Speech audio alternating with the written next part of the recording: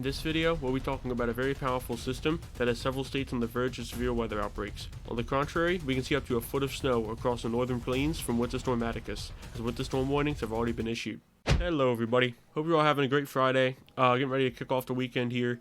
Can you guys believe it's already December 10th? I mean, Christmas is just right around the corner here. Some people have already started to travel out of state to visit family. Some Christmas breaks have already started. But however, with the holidays coming up, along with holiday travel, it's very important that we factor in the weather into this as well. Right now, we're not looking too good in the eastern portion of the country in terms of weather and travel. So it's really advised to stay off the roads tonight throughout the evening hours because they're really facing all kinds of weather here, which I'll actually get into right now. So the first topic I'd like to get into is our first official snowstorm of the season that we have taking place right now in the Midwest. As you can see right here, you see all the blue showing up on the radar. To sum up, we will see winter storm conditions really make a huge impact on a significant portion of southern Minnesota and west central Wisconsin later today and into this evening. And right now, we're actually seeing some of these bands of snow develop and really traverse their way through the upper Midwest, through Nebraska and South Dakota. However, right now, we're really only seeing minor impacts as conditions haven't really deteriorated just yet. But now, if we actually just backtrack to yesterday, early yesterday, this is actually a European model I'm actually viewing right now. And even the GFS model really shows much of the same here in terms of the severity of the snowstorm we're likely to get.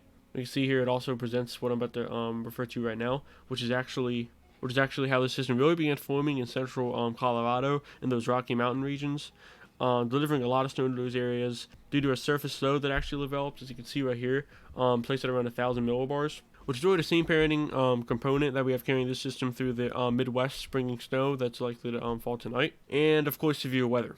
Now, if we really consider this for what it is right now as it appears on the radar, it would really just appear as our average, what we would call a Colorado low. Winter storm developing and really just moving across the plains and in the upper Midwest. Really familiar track of what we've been seeing for previous winters and winter storms. So from that perspective, it would be more of an average winter storm. And by the way, there's actually a name Winter Storm. I think I forgot to mention that. It's just worth noting. It's actually named Winter Storm Atticus. But what makes Winter Storm Atticus so unique and remarkable is just the fact that it will intensify so quickly once it reaches the upper Midwest region, where it will dump a whole lot more snow. We'll get into the snow totals here in a minute. Now, previous snowstorms that we have seen in the past that progress through the same region with a similar track as this one typically brings roughly 6 inches, sometimes more, of snowfall along this area. Now, with this Winter Storm Atticus, we'll likely see much more than 6 inches, really from Sioux Falls, South Dakota, throughout the Twin Cities in Minnesota, and all the way to Green Bay, Wisconsin is actually likely. But we're really gonna have this thin, narrow swath of snow move through this area here. Now, to emphasize, Atticus is forecast to move from Kansas, northern Missouri, eastern Iowa, and even into southern Wisconsin. So a lot of people are actually off on the weekend. If you are one of those people and don't really have important matters to attend to, it is best to stay off the roads.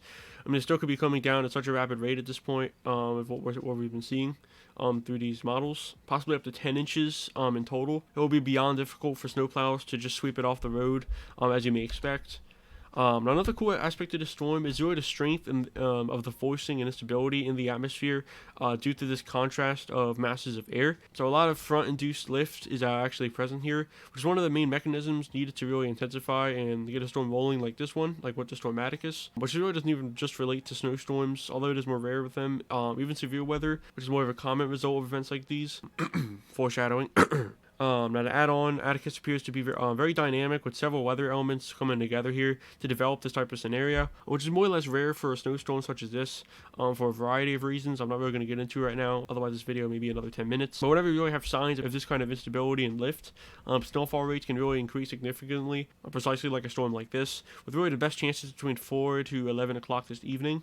But at the same time frame, even also suggests up to 2-inch snowfall rates across southern Minnesota and into west central Wisconsin. But really, after 10 o'clock this evening, the snowfall should really begin to move off to the northeast with lingering snow, really from like midnight to 5 in the morning, over west central Wisconsin in that area. But currently, the latest snowfall amounts we have here on the section of the GFS model, the high-resolution rapid refreshes along with the Euro model really show much of the same totals here. It really suggests a swath of 12 inches from that forecast area.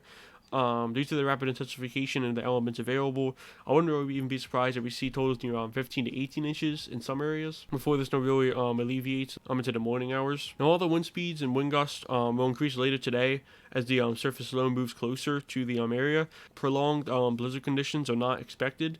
However, whiteout conditions can be likely. So now that we've really covered Winter Storm Atticus and its impacts, it's now time to move on to the next module, if you will, of this storm. Like I said, we do have a dynamic system here with two opposing sides. This next part would actually be the severe weather that we have in store this evening. Really, at the same time, we have the Winter Storm Atticus in place as really a part of the same system. Like I said, it really developed in Colorado as early as yesterday morning. We saw that on the water vapor imagery. Now, most of the severe weather really being stored here throughout the upland south region, as you can see here, where it's highlighted. And just as a reminder, the late afternoon severe weather threat is really conditional on convective initiation occurring. What does that mean? Well, it means the ingredients are here for these potential supercells to ignite in the coming hours.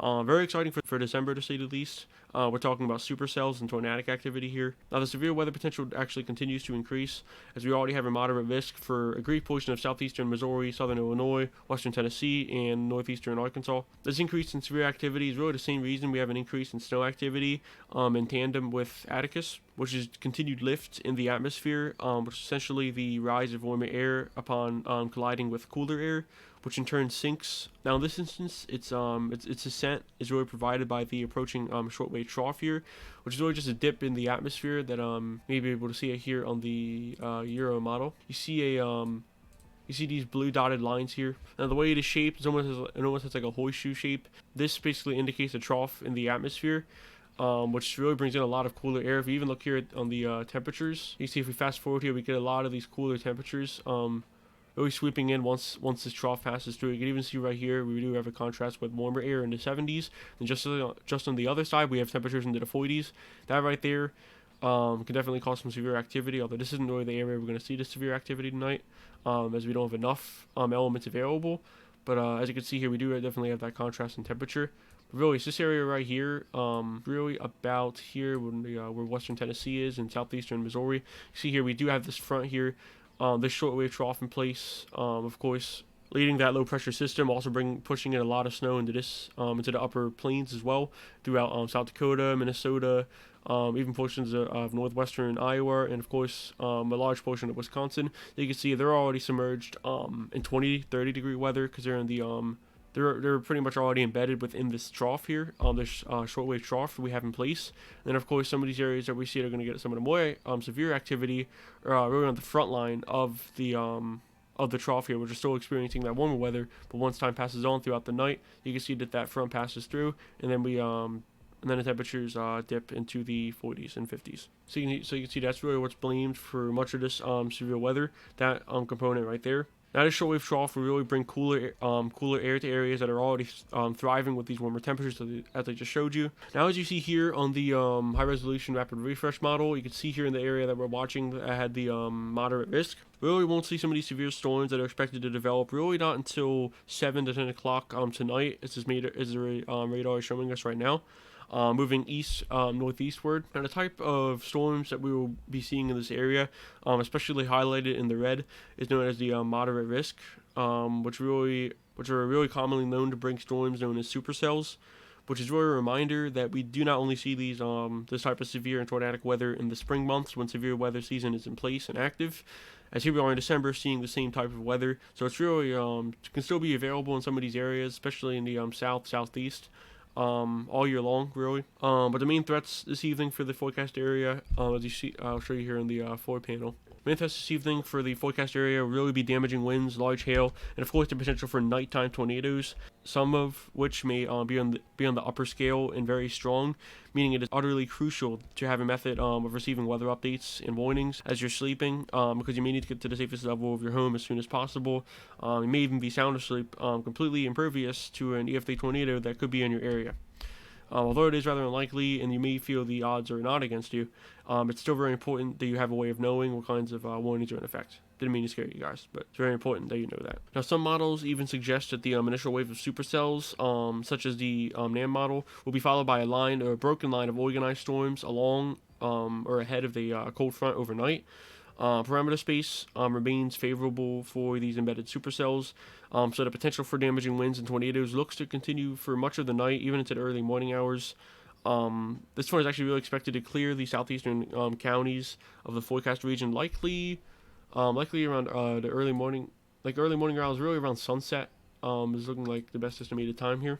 Bringing those thunderstorm chances to an end. But this front will actually leave behind gusty northwest winds, bringing a lot of cooler and drier weather into the area, as you saw in the temperatures. We may drop into the 40s and 50s, even though you guys are just in the 70s as of earlier today. But anyway, with all that being said, we're definitely in for a treat this evening in terms of severe and snowy weather. Can you believe that there's a snowstorm and a severe weather outbreak, both likely in the same night? A lot of stuff going on. Personally speaking, I'd much rather experience and chase the severe side of it rather than the snowy component of the storm. But that's just me. Let me know in the comments which one you'd rather experience, snow or severe weather.